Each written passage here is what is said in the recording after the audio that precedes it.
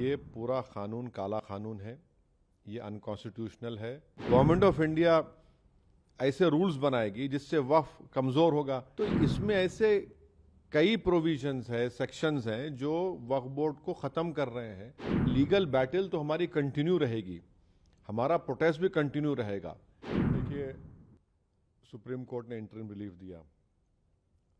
हमारी पार्टी का और all India Muslim personal law board का ये स्टैंड रहा है कि ये पूरा कानून काला कानून है, ये अनकॉन्स्टिट्यूशनल है। इसलिए अनकॉन्स्टिट्यूशनल है ये कि फंडामेंटल राइट्स को वायलेट करता है, चाहे आर्टिकल 14 हो, 15 हो, 25 और 26 और 29 हो। तो ये जो इंटरिम ऑर्डर है, इससे हटकर हम इसको कॉशियसली देखते हैं। क्यों देखते हैं? क्योंकि इसमें करीब 45-48 अमेंडमेंट्स हैं। एक अमेंडमेंट ऐसा है कि अभी जब हम बात कर रहे हैं, लिमिटेशन एक्ट अप्लाई हो रहा है, तो जितने लोग लैंड ग्रैबर्स हैं या एंक्रोचर्स हैं वो मालिक बन रहे हैं। और फिर वक्फ इवैक्यू प्रॉपर्टीज़ जो है वो ख़ास तौर से देश में पूरी जगह पर और पंजाब हरियाणा में बहुत है, वो अब गवर्नमेंट कस्टोडियन में चले आएंगे, तो वक्फ बोर्ड से हम उसको लूज़ कर रहे हैं। तीसरा यह है कि सेक्शन 2 में जो ट्रस्ट एक्ट है, जो सुप्रीम कोर्ट ने अपने जजमेंट में कहा था कि वो वक्फ की प्रॉपर्टी है, गवर्नमेंट ने सेक्शन 2 के जरिए पूरे ट्रस्ट को निकाल दिया वक्फ से। और इसका पहला फायदा होगा देश के सबसे बड़े दौलतमंद आदमी को, जिसने खोजा ऑर्फनेज पर अपना घर तामीर किया था, जिसका केस अभी सुप्रीम कोर्ट से है। तो सेक्शन 2 से उसको फायदा होगा। पूरे जो वक्फ जो ट्रस्ट है उसको ट्रस्ट है बोल के वक्फ से निकल जाएंगे। चौथा ये है कि ये 5 साल का प्रोविजन है। कौन तय करेगा कि 5 साल से प्रैक्टिसिंग मुसलमान है? और अगर कोई महिला होगी तो उसका कौन तय करेगा? और जब वो 5 साल तक मुसलमान के वक्फ को नहीं दे सकेगी, दूसरे धर्म को दे सकेगी, तो ये तो नुकसानदेह है। फिर गवर्नमेंट ऑफ इंडिया ऐसे रूल्स बनाएगी जिससे वक्फ कमज़ोर होगा, वो फेडरलिज्म का भी वायलेशन होगा। कलेक्टर आज भी किसी मुतवल्ली को ऑर्डर दे सकता है कि भैया आप इस तरह का काम करो, जो उस मुतवल्ली और उसके वाकिफ के खिलाफ होगा। अगर नहीं सुनेगा तो जेल को जाएगा। तो इसमें ऐसे कई प्रोविजंस है, सेक्शंस हैं जो वक्फ बोर्ड को ख़त्म कर रहे हैं।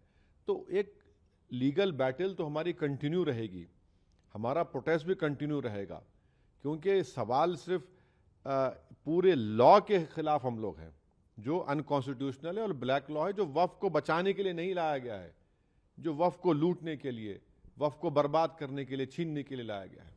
माननीय उच्चतम न्यायालय ने यह भी कहा कि ज्यादा पिटिशंस आई हैं उनको कहीं ना कहीं वो एक तरीके से दिखाई देती हैं, एक ही बात पिटिशन में आती है। तो कुछ पिटिशंस को सुनने की बात कही गई है। 5 ठीक है, सुप्रीम कोर्ट ने कहा है 5 पिटिशन सुनी जाएंगी, बहुत अच्छा है। हम तो यही चाहेंगे कि ऑनरेबल सुप्रीम कोर्ट इसको जल्द से जल्द सुने, क्योंकि इसमें ऐसे कई सेक्शंस हैं जिससे वक्फ को ख़त्म किया जा रहा है। और हम उम्मीद करते हैं कि सुप्रीम कोर्ट इस पर सुनवाई करेगा और एक कंटिन्यूस बेसिस पर फ्यूचर में सुनवाई होगी। सर, वक्फ कानून के लागू होने के बाद देखा कि देश के कई हिस्सों में हिंसक प्रदर्शन हुए। पश्चिम बंगाल से ज़्यादातर तस्वीरें देखिए, हिंसा जो हो रही है हम उसका कंडेम करते हैं, चाहे वो एक हिंदू धर्म के बाप बेटे का मॉब लिंचिंग हो या फिर एक मुसलमान की पुलिस फायरिंग में मौत हो। मगर सरकार ने यह कानून क्यों लाया? आपने इस तरह का कानून बनाकर भारत के सोशल फैब्रिक को वीक कर दिया।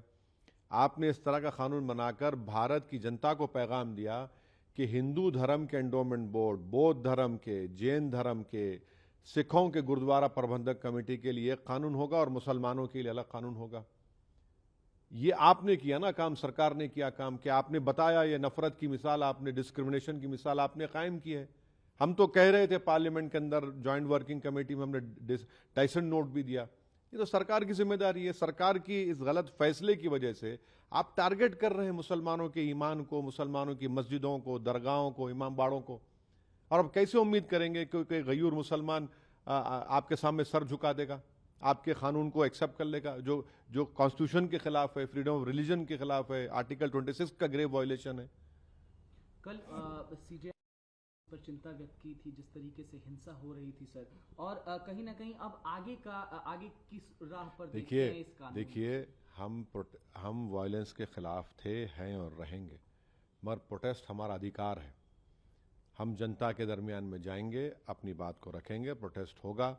All India Muslim personal law board ने जो प्रोटेस्ट का प्रोग्राम बनाया, हम उसकी सपोर्ट करते आए, सपोर्ट करेंगे।